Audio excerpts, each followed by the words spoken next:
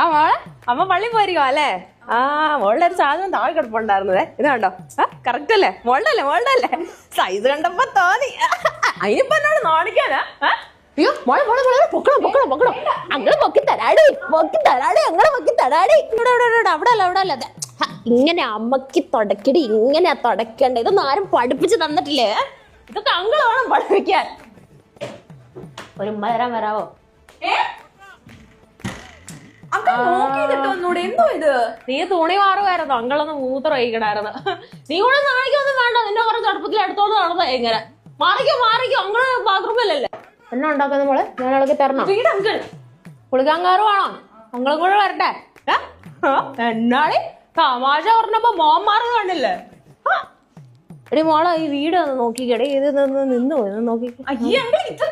എടി അത് തന്നെ വന്നേ ഞാനൊന്നും ചെയ്തതല്ല.